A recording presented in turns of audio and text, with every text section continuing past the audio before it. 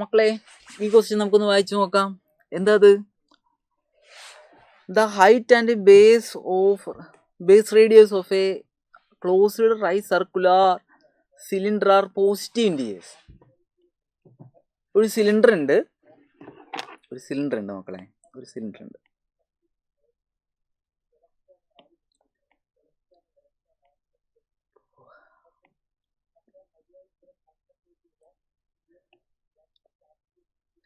അതിൻ്റെ ഹൈറ്റും റേഡിയസും ഇൻഡിജേഴ്സ് ആണ് എന്നാണ് പറയുന്നത്. 6H രണ്ടും ഇൻഡിജേഴ്സ് ആണ്.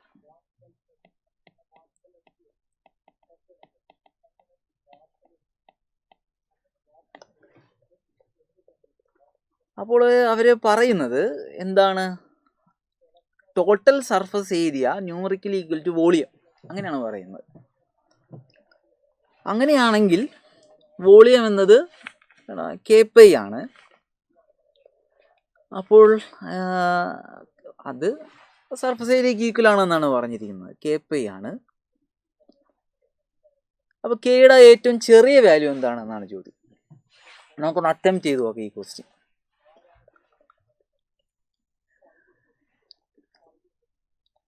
അപ്പോൾ ഇത് ഈ സിലിണ്ടറിന്റെ വോളിയം എന്താ മക്കളെ? അത് πr²h ആണ്.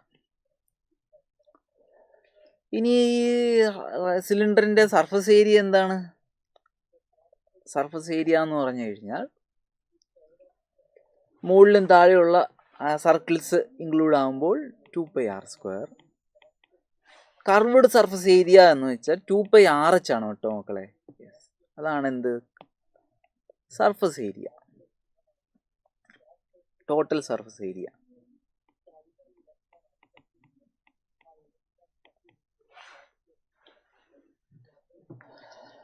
അപ്പോൾ ഇതാണ് RH ഇൻഡിജേഴ്സ് ആണ്.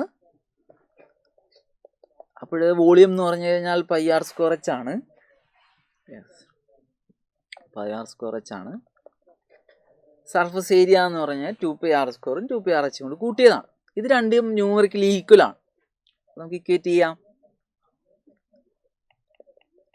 πr²h equal to 2πr² plus 2πrh എന്ന് വരും.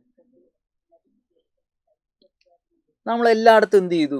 ഒരു πr കൊണ്ട് ഡിവൈഡ് ചെയ്തു.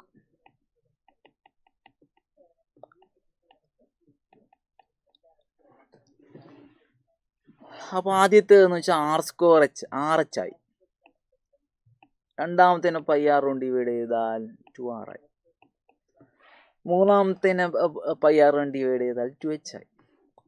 നമ്മൾ ഈ റൈറ്റിലേക്ക് എടുക്കുന്ന ലെഫ്റ്റിലേക്ക് എടുക്കുകയാണ്. അപ്പോൾ എന്ത് തോന്നുന്നു?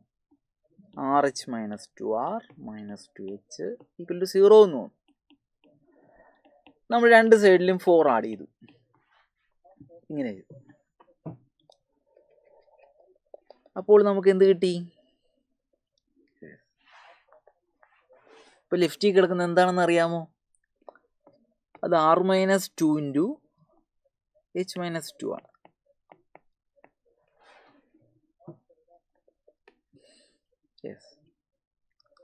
അപ്പോൾ അത് എന്താണ്? അതാണ് 4 എന്ന് വന്നിരിക്കുന്നത്. അപ്പോൾ നമുക്ക് 4നെ 3 രീതിയിൽ എഴുതാം. ഒന്ന്, അത് RH ഒക്കെ പോസിറ്റീവ് ഇൻഡിജർ ആണെന്ന് ക്വസ്റ്റ്യനിൽ പറഞ്ഞിട്ടുണ്ടല്ലോ. അപ്പോൾ പോസിബിൾ ആയിട്ടുള്ള വാല്യൂസ് 4 × 1 എന്ന് എഴുതാം, അല്ലെങ്കിൽ 2 × 2 എന്ന് എഴുതാം, അല്ലെങ്കിൽ 1 × 4 എന്ന് എഴുതാം. അപ്പോൾ കേസ് 1 നമ്മൾ ആദ്യത്തെ എടുത്തു. അതെന്താണ്? r - 2 4ഉം h - 2 1ഉം.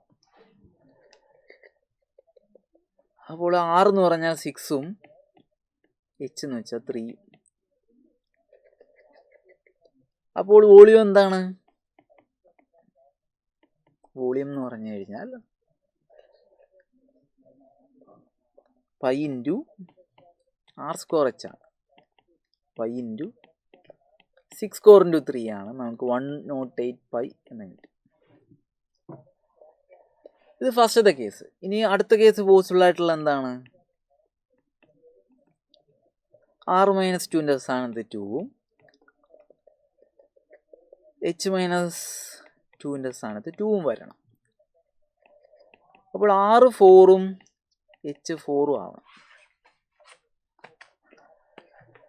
അപ്പോൾ വോളിയം എന്താണ്? പൈ ആർ സ്ക്വയർ എച്ച് ആണ്. പൈ ഇൻറ്റു 4 സ്ക്വയർ ഇൻറ്റു 4 എന്ന് വരും, 64 പൈ എന്ന് പറയും. ഇതാണ് സെക്കൻഡ് കേസിൽ വോളിയം. ഇനി നമുക്ക് കേസ് 3 നോക്കാം. അവിടെ എന്ത് വരണം? ആറ് മൈനസ് 2 എന്നത് 1ഉം എച്ച് മൈനസ് 2 എന്നത് 4ഉം ആവണം. അപ്പോൾ ആർ എന്നത് 3ഉം എച്ച് എന്നത് 6ഉം ആവണം.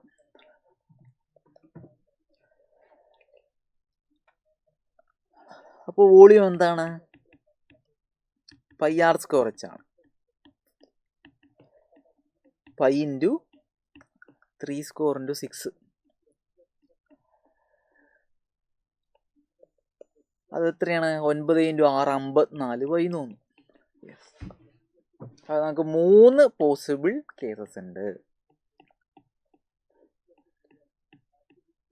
3 പോസിബിൾ കേസസ് ഉണ്ട്. ഇതിനകത്ത് ഏറ്റവും കുറവ് വരുന്നതാണ് എന്ത്? ഇതിനകത്ത് ഏറ്റവും കുറവ് പോസിബിൾ വാല്യൂ ആണ് എന്ത്? കെ പൈ എന്ന് പറഞ്ഞിരിക്കുന്നത്. അപ്പോൾ കെ പൈയുടെ സ്ഥാനത്ത് എന്താ? അപ്പോൾ കെയുടെ സ്ഥാനത്ത് എന്തൊക്കെ വരാം? കെ എന്ന് പറഞ്ഞാൽ വോളിയമാണ് ഉദ്ദേശിച്ചത്. കെ പൈ എന്ന് വെച്ചാൽ വോളിയമാണ്. അപ്പോൾ കെ പൈ എന്ന് പറഞ്ഞു കഴിഞ്ഞാൽ ഒന്നില്ലെങ്കിൽ 108 പൈ വരാം, അല്ലെങ്കിൽ 64 പൈ വരാം, അല്ലെങ്കിൽ 54 പൈ വരാം. കെയുടെ സ്ഥാനത്ത് ഒന്നിലേക്ക് 108 വരാം, അല്ലെങ്കിൽ 64 വരാം, അല്ലെങ്കിൽ 54 വരാം. അപ്പോൾ ഇവിടെ ഏറ്റവും ചെറുത് ഏതാണ് എന്നാണ് ചോദ്യം. അത് 54 ആണ്.